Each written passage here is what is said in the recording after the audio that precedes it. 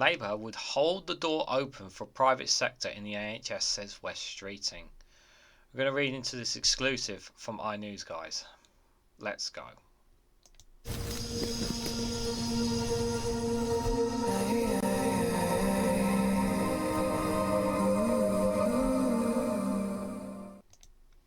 Good morning, good afternoon, good evening, wherever you are in the world. This is REGANELITE here with an exclusive from iNews with the headline that Labour would hold the door open for private sector in the NHS, says Wes Streeting.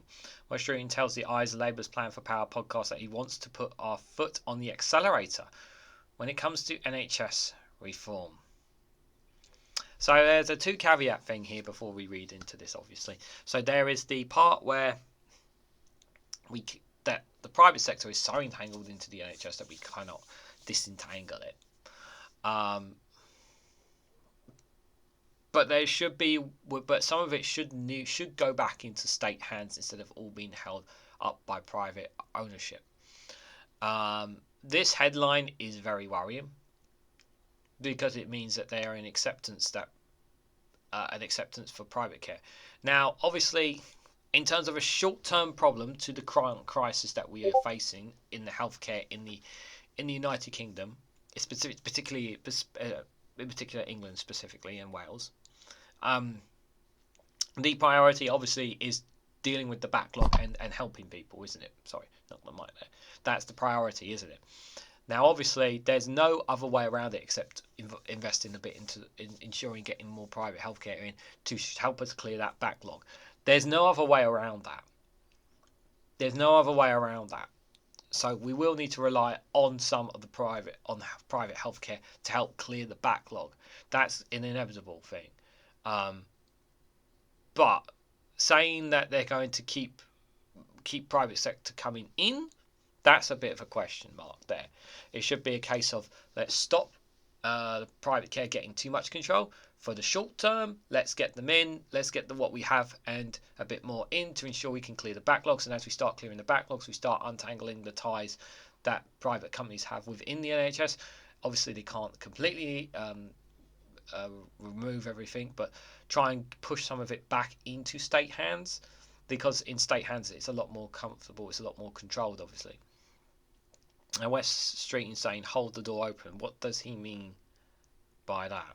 Well, let's read into it, guys. So the Shadow Health Secretary Wes Streeting said he would hold the door wide open to private sector entrepreneurs who can improve the NHS if the Labour Party enters government. Straight off the bat there. Holding the door open for private sector entrepreneurs who can improve the NHS if the Labour Party enters government. But does that mean that people have to pay for it? That's a good question.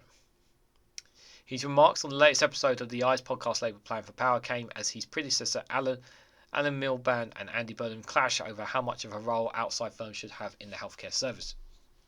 Mr. Streeting told the Eye that he wants to get quite tough on NHS England to drive reform on using new technology, encouraging the body to be more open to bringing private sector companies into the health service. See, I don't like that he wants to encourage it. That's not coming across the way I want it. That doesn't sound good at all, really, to be fair. Like I said we need to have some in to help deal with the backlogs, but this should not be the plan to fix the NHS. I want those entrepreneurs that are coming up with cutting edge treatment and technologies to know that when they come up with a great idea, they can deliver better outcomes for patients and better value for taxpayer money. They're not going to struggle to get through the front door of the NHS, he says. We're going to be holding the door open and encouraging them to come in. Yes, because it's going to be paying more, right? Mr. Streeting's comments are likely to prove controversial with Labour and spark wider debate about creeping privatisation on the NHS. Labour's Manchester Mayor Andy Burnham told the podcast that the private sector involvement in public bodies doesn't give you the right answer for the public. Last month, Rishi Sunak announced a £100 million investment in AI to tackle incurable diseases. Mr. Streeting said the NHS had some success in starting pilots for new innovations, but that the health service had more pilots than the RAF, adding, "What the NHS is terrible about is taking successful pilots and making sure they're adopted and rolled out right across the whole system." He added that in notice at a recent conference that countries as small as Albania appear to be ahead of the UK on digitalisation of public services. I listened to Albania talking about the way in which they have revolutionised public service delivery using technology. They're streets ahead of us here in the UK. Why are we using Albania as an example? Like, I feel like they're the ones who are being used for quite a lot of things. Maybe that's just me. The Shadow Health Secretary reflected that NHS England has started to move in the right direction by bringing in more outside companies, but he wanted to see them put our foot on the accelerator. Yeah, I don't want accelerated. I want it kept down. Mr. Streeting continues, I mean, sometimes they move at a pedestrian pace. Why is it, for example, that where a treatment or technology is proven to work, proven to deliver better outcomes of patients, and proven to deliver good value for taxpayer money in one NHS trust, do these innovators then try to tout their wares one by one around every other NHS trust? The Labour Health Secretary hopes to run the Department of Health and Social Care (DHSC) if Labour wins the next general election. He went on to insist that he was not naive enough to think that one person sat behind the desk can be the saviour of the National Healthcare Service. I do not have a messiah complex, he added. What I do believe, and what gives me great inspiration and hope, is that there are remarkable people working at the NHS at every layer of it who are coming up with good ideas, who are improving the way the NHS works for the benefit of patients, but they are not the exception. They're the exception, not the norm. Anna Milburn, who was Health Secretary in Prime Minister Tony Blair cabinet, also told the Irish in favour of rationally informing the NHS through greater use of the private sector. This just sounds wrong. This is wrong. This is not what people want. This is going to eventually lead to us paying out of our own pocket, for healthcare. That's what it's going to lead to. The more we give it to private companies. This is just not right. He told the podcast it was only when big reforms were introduced to devolve powers, creating NHS Foundation, introducing choice and competition, opening competition. This is about people's lives. Some people don't have the money. Opening the system to greater transparency, and then you've got the big changes and the big improvements. So I think what is true then remains so now. Competition. They want to create a market here in the healthcare sector. That's what they want to do. Mr. Miliband added that the private sector was now bigger today than it ever was when he was in government, and that the country should utilise the capacities and capabilities of the private sector to treat more NHS patients more quickly. He also said that Labour would be more successful in bringing in the private sector because they, unlike the Conservatives, are more trusted to keep the NHS free at the point of use. Yeah, but will you keep it free at the point of use? That's the question. Will you keep it that way? Miliband advocates more private sector use because Labour, unlike the Tories, is trusted to keep the NHS free, he said, adding that Labour needs a plan ready to go. The way I put it is the right of politics when it comes to NHS reform. It has volatilization but lacks the permission, and usually it's the reverse of the left of politics. It holds permission but lacks the violation. He urged the next Labour Health Secretary to go further and faster when it comes to NHS reform, but cautioned that they should go into not just a general election, but hopefully into office of a well thought out framework of policy that can really hit the ground running. However, Andy Burnham, who was Health Secretary under Prime Minister Gordon Brown, took a far more cautious tone than his predecessor and warned the next Labour government against going too far with NHS reform. When it comes to reform, I mean, I'm certainly not against it, but I would caution against the reform with the canonisations that it had in the last Labour government. Sometimes people saw it as a byword for outsourcing or fragmentation of the system, he told the podcast. Mr. Burnham, who is now the Mayor of Manchester, said he observed that bringing in private sector into areas such as education in the end doesn't get you the right answer to public. No, because what is the number one thing that private companies care about more than anything? And that is money. And unless you have specific rules and